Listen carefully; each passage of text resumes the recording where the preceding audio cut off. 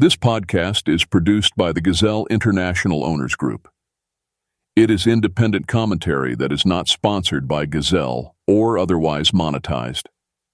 The Gazelle International Owners Group on Facebook is a welcoming and supportive community of Gazelle owners and prospective owners.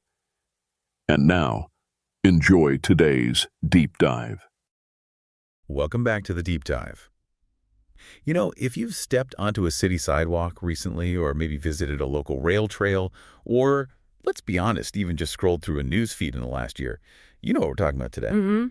Electric bikes, e-bikes. They aren't just a hobbyist toy anymore. They are a force and a genuinely disruptive technology that is fundamentally reshaping how we move around in cities, in suburbs, everywhere. But that's the thing with technology that moves this fast, right? Yeah. Safety standards, public health, and especially the law, they all struggle to keep up. There's always this lag. And that lag is exactly why we're here today. Okay, so let's unpack this for you. Our listeners sent in a really comprehensive stack of sources, and they all focus on three very connected factors. Right. First, the staggering, almost unbelievable growth of e-bike use. Second, the spike in serious, often tragic incidents that goes along with it. And third, the response, which has been, well, fractured is a good word for it. It's completely fractured.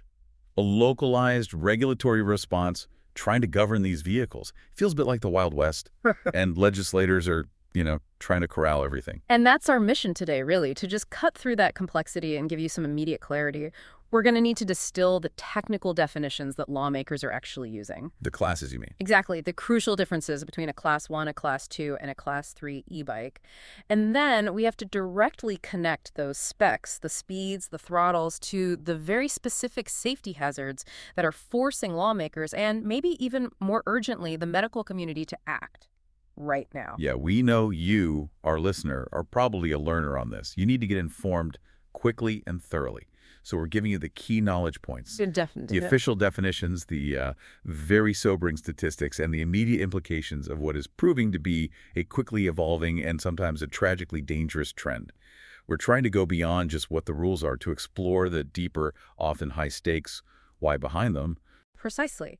If you're out there navigating this new landscape, and it doesn't matter if you're a rider, a commuter, or just a pedestrian understanding, this framework is, it's basically survival knowledge at this point. And to really get the framework, we have to start with the raw data. We have to start with the human cost that's driving this huge legislative urgency. And this is where the deep dive gets really interesting. But we absolutely have to start with just a profoundly sobering reality. The main driver for all this regulatory catch-up, it isn't just that e-bikes are zipping around. No? It's the sheer number and the severity of the accidents. The data in our sources, it confirms this has become unequivocally a critical public health issue that demands attention. We have to look at the severe, high-profile accidents that are forcing officials to move beyond just, advisory warnings and into active legislation. That's the critical pivot point, isn't it? We are seeing a direct, and frankly, it's an almost frightening correlation between the national and I'd say exponential growth of e-bikes and a corresponding growth in severe injuries and fatalities. It's not just great news. Oh, not at all. The sources specifically highlight the percentage jump in incidents that require hospitalization. We're talking traumatic injuries, serious head injuries, complex orthopedic fractures. It's alarming. We're not talking about simple road rash anymore. These are incidents that need critical medical interventions, surgery, extended ICU stays. It's hard to really internalize the stakes without understanding the specific tragedies. We have to acknowledge the cases that are dominating the headlines because those are the ones informing policy decisions at the local level. Indeed. And the sources, they reference the just heartbreaking fatality of a 1-year-old boy. He died after an e-bike crashed into his cart. That single incident, it is the ultimate catastrophic outcome of the conflict between high-speed personal transport and vulnerable pedestrians, people in shared spaces. It just highlights the inherent danger of these silent, fast-moving vehicles in areas that were designed for slow human interaction. And the risk isn't just to pedestrians. The risk profile for the riders themselves, especially younger riders, it's just escalating so quickly. We have that widely reported case of a 16-year-old boy. He tragically died after colliding with a full-sized motor vehicle while he was on an e-bike. What's so terrifying there is the physics of it, the massive kinetic energy mismatch. Right. When a relatively small, fast vehicle like an e-bike which, often operates without any of the protective safety features of a moped or a motorcycle, when that interacts with a car, the outcome for the rider is it's often devastating. And what's particularly fascinating from, an investigative standpoint is that one of the articles focused specifically on severe recent throttle-related accidents. Ah, The throttle, fatalities, significant safety concerns, and these all surfaced predominantly in 2023. This points directly toward a technical failure mode that lawmakers are now scrutinizing very closely. The ease of instant speed access via the throttle. We'll dive much deeper into that when we talk about Class 2 bikes.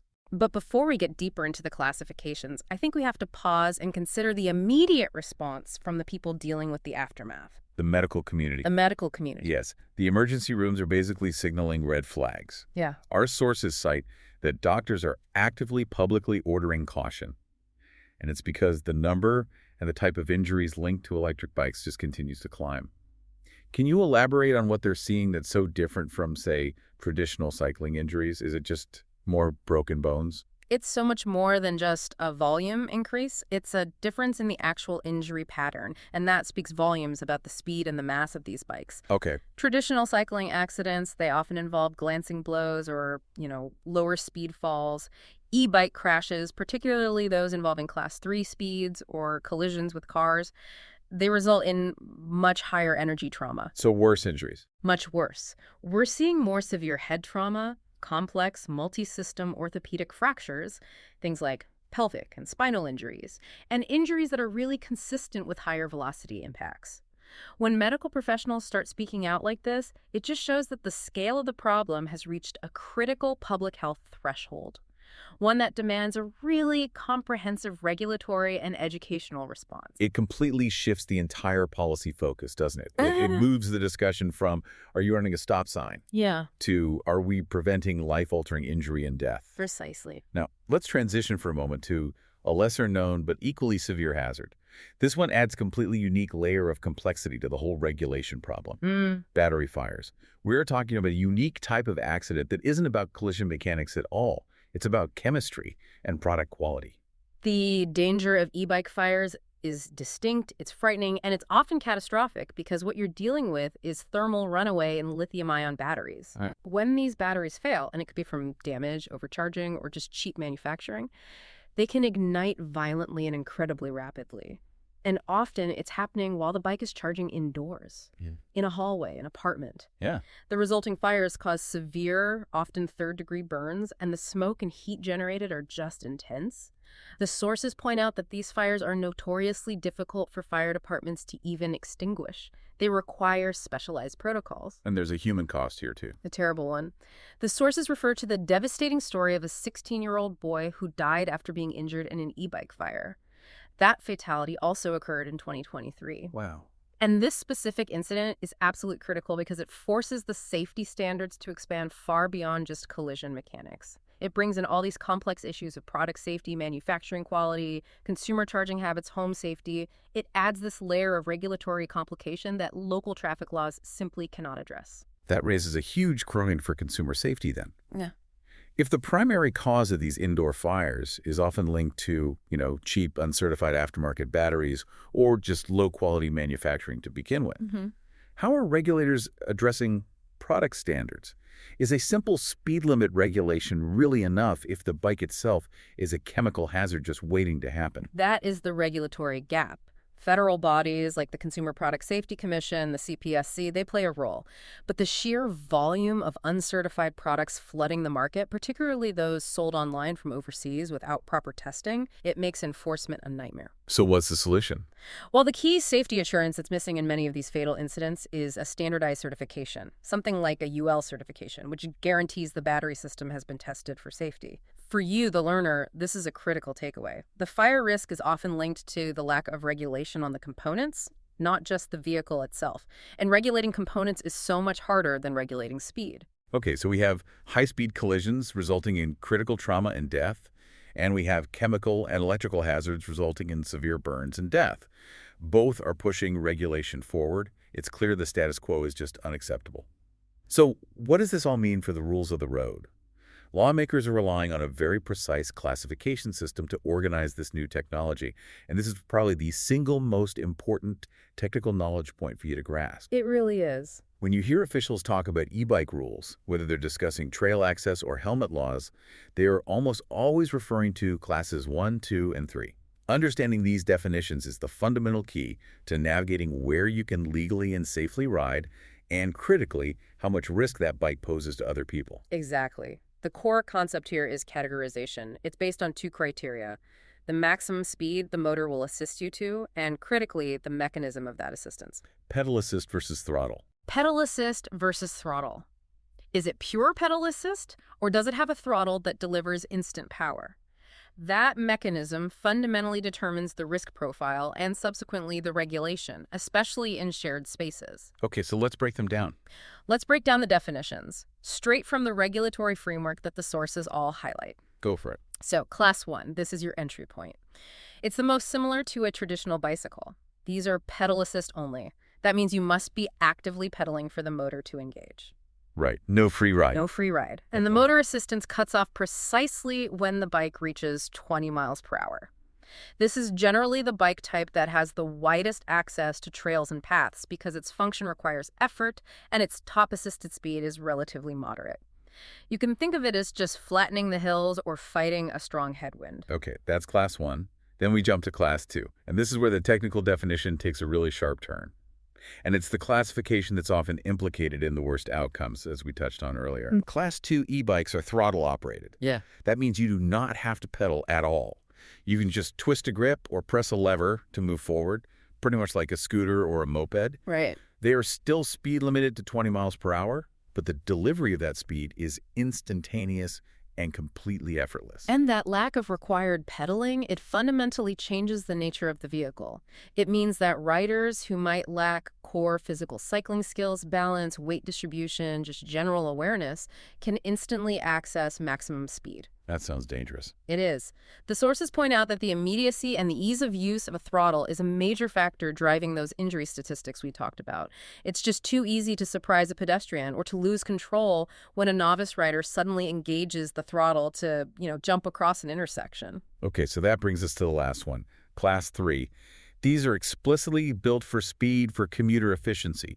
They're typically designed for road use right alongside vehicle traffic. That's right. Class 3 e-bikes are pedal assist only, so you still have to pedal, but they are allowed to assist the rider up to a much higher limit, 28 miles per hour.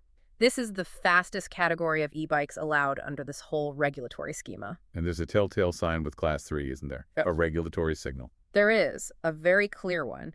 The legal requirement for Class 3 riders to wear a helmet. And that's often mandatory even in places where helmets aren't required for Class 1 or 2 riders. This mandatory helmet rule is basically the law telling you operating at 28 miles per hour is significantly higher risk. Let's spend a moment on the physics here, because that jump from 20 miles per hour to 28 might sound, kind of incremental. Yeah. But in a collision, the risk is just exponentially higher. This is such a crucial point for you to grasp. The danger doesn't increase in a straight line. It increases based on kinetic energy, which is proportional to the square of the velocity. So break that down. Okay. If you compare a collision at 20 miles per hour to one at 28 miles per hour, you're not just increasing the speed by 40%, you're increasing the destructive energy by almost double. Double. Going from 20 to 28 means the kinetic energy, that's the energy that has to be absorbed by the bodies and the objects involved in the crash, is approximately 96% greater. Wow. So the severity of the trauma caused by a Class 3 bike in a shared pedestrian space is dramatically higher than what a Class 1 or 2 bike would cause, even though the speed difference is only 8 miles per hour. Exactly. That difference of 8 miles per hour is the difference between a severe injury and potentially a fatal one. Okay, so now let's zoom out a bit beyond the speed classes to the absolute technical constraint that defines an e-bike at the federal level, at least according to our sources. This is the distinction that determines whether you are riding a bike or an actual motor vehicle. Yeah. And that carries an entirely different legal liability. Yes, this 750-watt limit is the critical mechanical line in the sand, and it's often overlooked in local policy discussions. Federal law, specifically referencing the Consumer Product Safety Commission definitions, defines an electric bicycle as a vehicle with fully operable pedals that has a motor of less than 750 watts. Which is about 1 horsepower, right? Equivalent to 1 horsepower, yes. But why 750 watts? It seems like such a random, arbitrary number to draw the line between a bicycle and a motor vehicle. It's actually not arbitrary, it's historical. It traces back to the CPSC's definitions for low-speed electric bicycles that were established decades ago. The goal then was to exempt these low-power devices from the really stringent safety, testing, and licensing requirements that are imposed on full motor vehicles like mopeds or motorcycles. I see. So by capping the power output at 750 watts, the federal government essentially provided this regulatory safe harbor. It allowed e-bikes to be sold and operated broadly without mandating licenses, registration, or insurance. Okay, but the problem arises when you think about the implication of that line. The implication is everything. If the vehicle exceeds the 750-watt limit, even by a tiny amount, it is no longer an electric bicycle in the eyes of federal law. It is instantly classified as a motor vehicle. And once it hits that motor vehicle classification, the whole regulatory universe just shifts entirely. Completely. It brings in all the stringent requirements. State-level driver licensing, mandatory insurance, registration requirements, and most importantly, automatic exclusion from almost all shared-use paths, sidewalks, and non-motorized trails.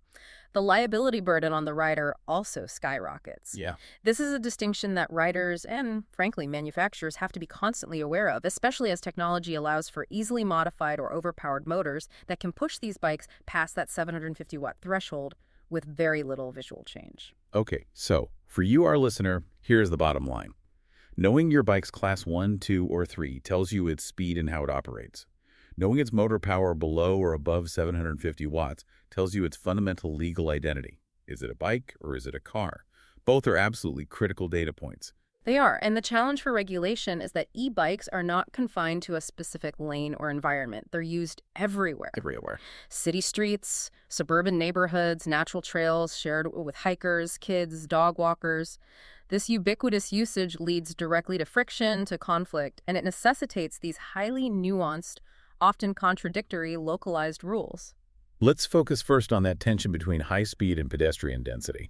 That's particularly evident in cities where space is just at a premium. The sources give us examples like Massachusetts, where officials are grappling specifically with the growth of what they call fast and dangerous e-bikes. And it makes sense. The higher the speed and the heavier the bike, the less time a pedestrian has to react and the worse the collision outcome is going to be. And to bring the raw data into reality, let's just detail that specific incident cited in the sources. A pedestrian was severely injured after a Class 3 e-bike collided with her near a fatalities. The result was severe trauma and a broken pelvis. Wow. And this woman was following the rules. She was in a pedestrian zone, and she was struck by a vehicle that's capable of going 28 miles an hour. That case perfectly exemplifies the systemic risk posed by these high-speed vehicles when they operate outside of strictly defined vehicular zones.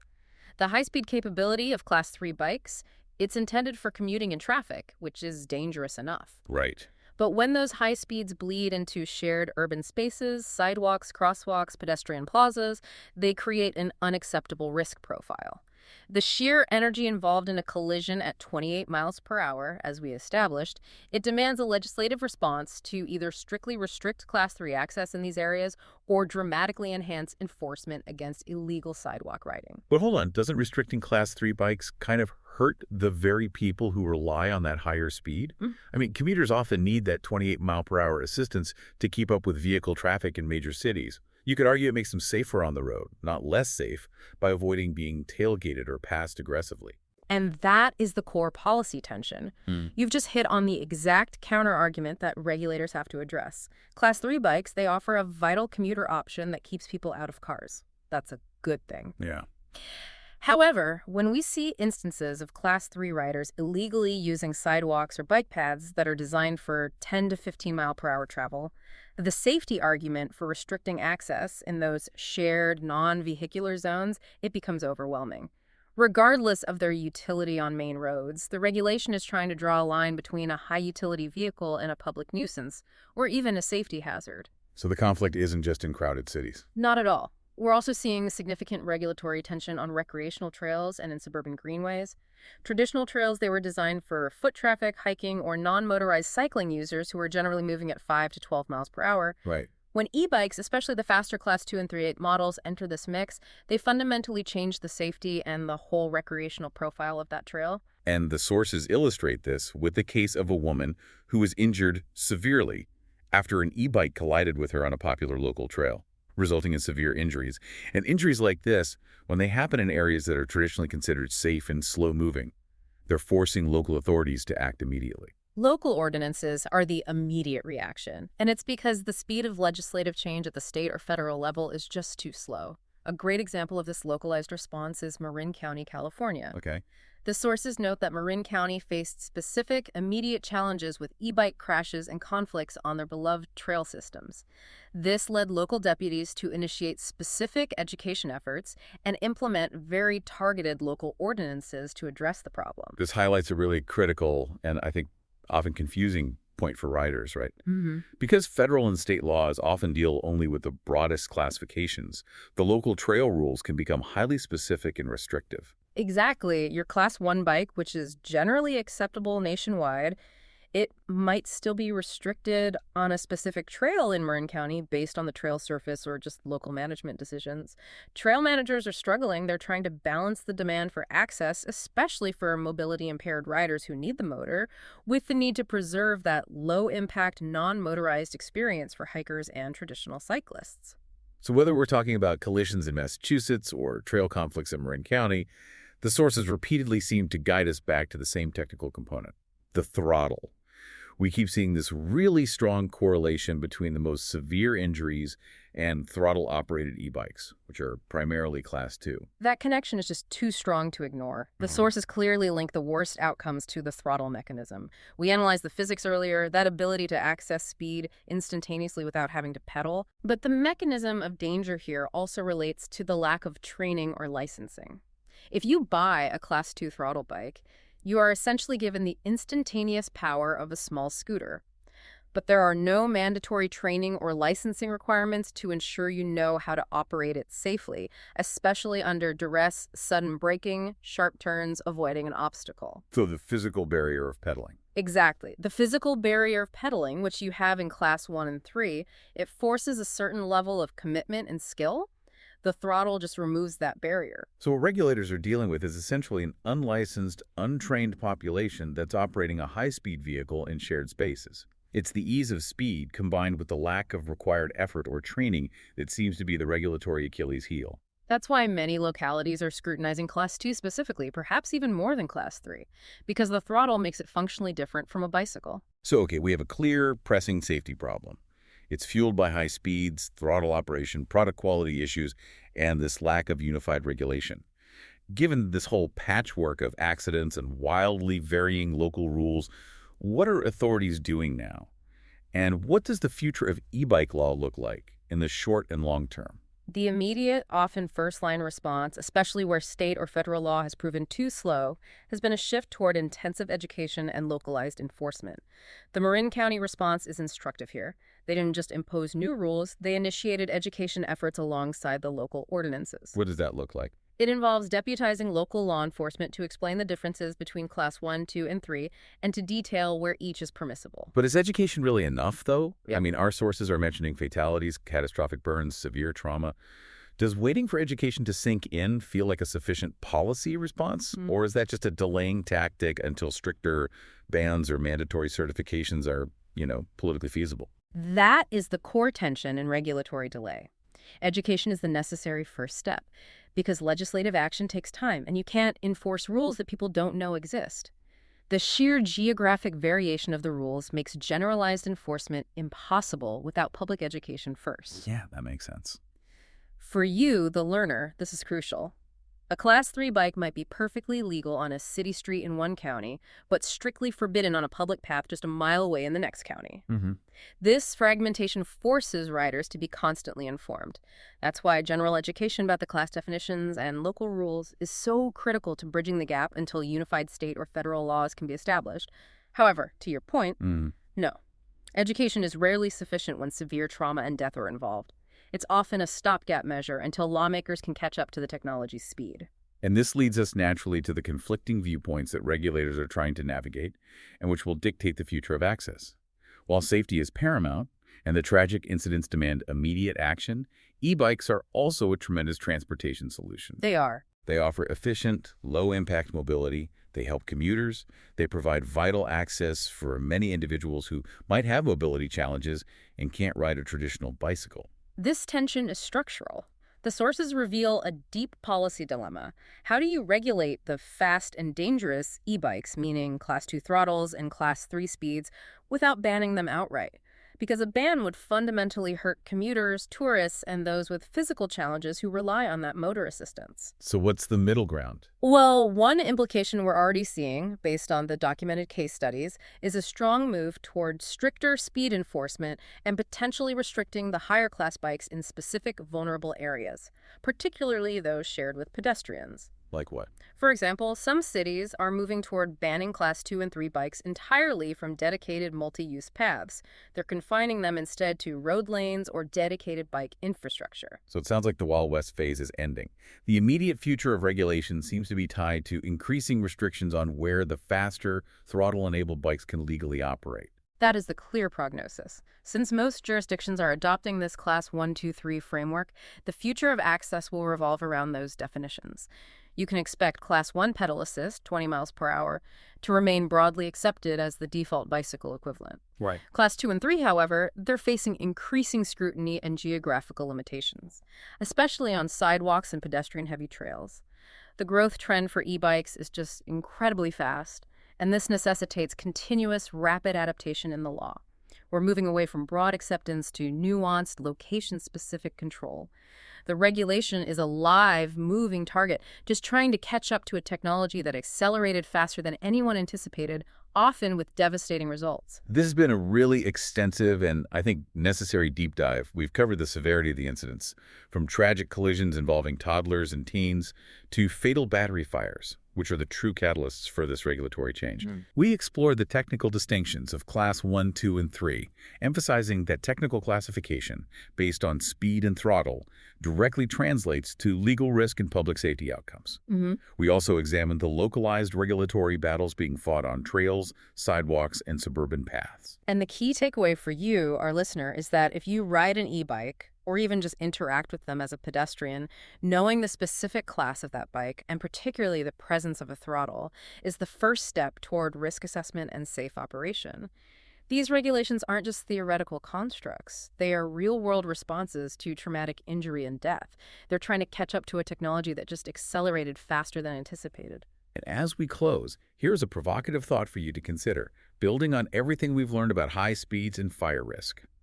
If the current regulations are built primarily around pedal power limits and top speeds, which relate directly to collision risks, Right. how long will it be until battery size, weight, and vehicle mass become the next crucial set of regulatory parameters? That's a great question.